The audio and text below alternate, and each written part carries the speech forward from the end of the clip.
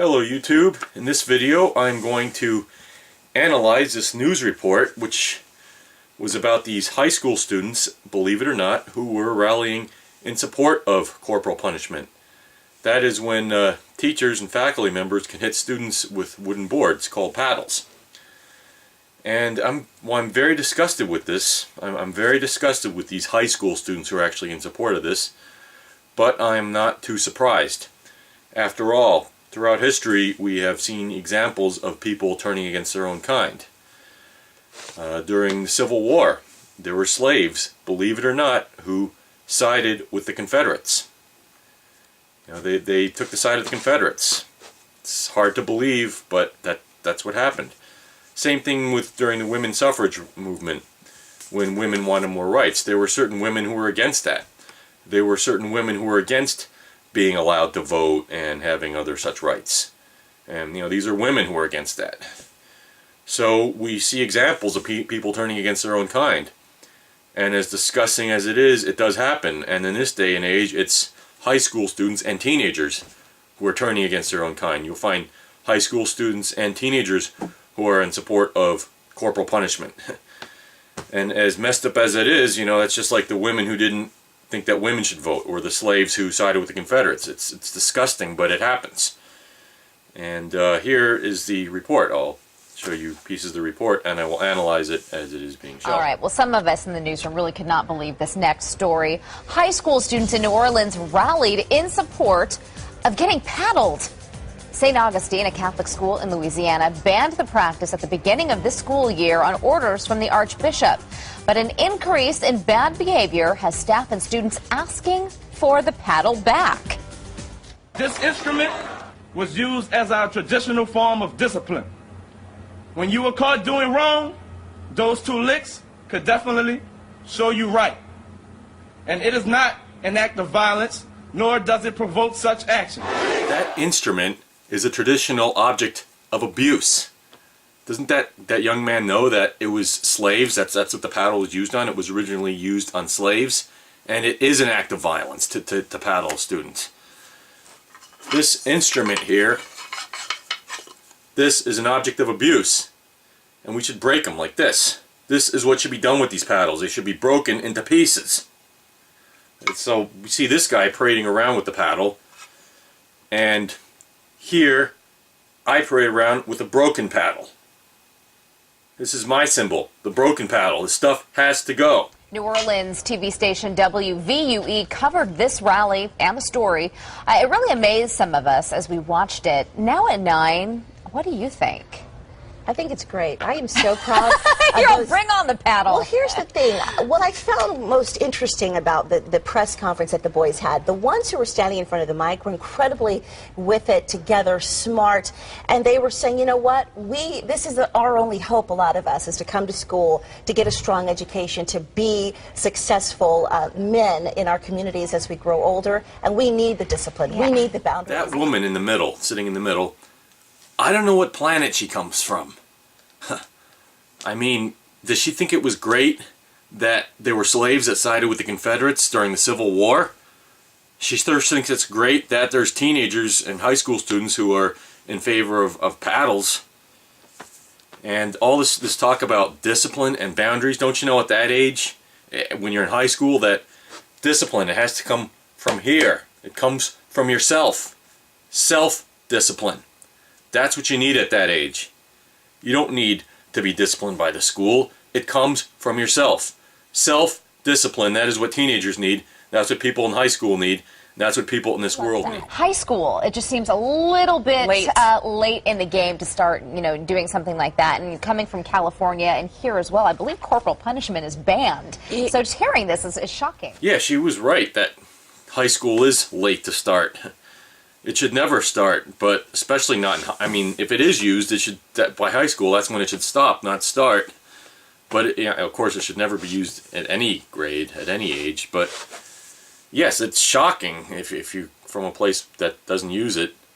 But, you know, all this talk about, like that woman in the middle, she was talking about being productive members of society, growing up becoming productive members of society. That takes self-discipline, as I said before. It takes self-discipline. You got to learn to be independent. and you got to learn to keep yourself in line. That's what you need to be a successful member of society and a successful adult in this world. I think that's the thing is, people want to instill these beliefs or practices at home, not in the school, because then you don't have a say over who's deciding when it's okay and when it's not, when it's the teacher or the principal deciding. But in a lot of these cases, and which is what one young man was saying, there's no parent there. Exactly. There's no parent there. There's nobody to give them the what for, if you will, if you step out of line. They really rely on these teachers to do that. And they were really just kind of concerned about the students, because I don't think the ones in front of the mic who want this are the bad ones. It's the bad apples who are not at the rally. Who are ditching that day, in fact, I'm sure. They want them to be taken care of. There we have that woman sitting in the middle, going off again, rambling off again about, bad apples and all that, and about how students, they don't want to be bullied, and that there's no parents at school. Well, at that age, you shouldn't have to have parents around. You're old enough, you should be able to take care of yourself. You shouldn't have to have babysitters. And all this talk about bullies, learn how to take care of yourself. Take up the martial arts. You should be able to handle bullies just fine on your own. You shouldn't need to have some other bully of a school administrator standing there with a huge paddle. You should be able to handle yourself, and you should be able to take care of yourself. That's how it is in the real world. You have to take care of yourself. And this woman sitting in the middle, she needs to get her head screwed on right. Okay, now they're going to talk about Facebook, what some people on Facebook A lot of you are sounding off on Facebook. Kelsey Lamelli-Denmeyer says, do they not realize that real life means that when someone messes up, they don't get paddled? That can't always be a deterrent. Very interesting, though.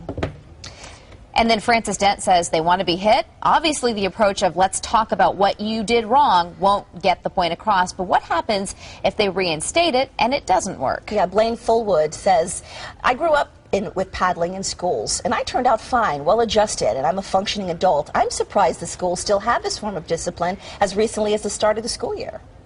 Matthew Monier says the punishment itself is bad, but it's a sign of the problems with our education system when the students are calling, when they're the ones actually calling for corporal punishment. Again, I think that's where the problem is. I think there's probably some bad apples in this school, and this maybe protected them maybe from that. Maybe they felt like, okay, I'm not going to get bullied, or I'm not going to get, picked out in class or something if this corporal punishment component is still there. Oh, so taking it the other side, that's an interesting point, too. That's what I was, that's kind of how I felt. I felt like the ones who were leading this rally were not the bad apples. Right. There we go again with that woman in the middle talking about bad apples and about how the other students want the teachers to keep them in line and to deal with the bullies and all that. Like I said, students need to learn how to take care of themselves. They need to learn how to take care of the bad apples themselves. You don't solve the problem by having somebody else do it for you. You learn to take care of yourself. That's what the real world is all about. It's sad that they have to deal with the effects of these poorly behaved students, but we talked about this earlier on Now at 9 a couple of weeks ago, remember? And Kirk was saying, God, just put them all in a separate room. All the problem kids in a separate area have their own wing. Don't let them, impede the education of students who, want to be there and want to learn. But you said it right, though. It starts at home. And if you're not getting that, then it's really... That's my analysis for this news report at News at 9. That woman in the middle, she finally said something that made some sense, that child rearing, that it starts at the home. It does, and it starts at a very young age, much younger than high school. It starts from birth. By the time a child is in high school, they shouldn't have to have people standing over them and babysitting them and standing there with a big paddle. They're grown up enough by then. You shouldn't have to be strict with people at that point. They're grown up enough. And this woman in the middle, she just doesn't understand it. I don't know what's going through her head.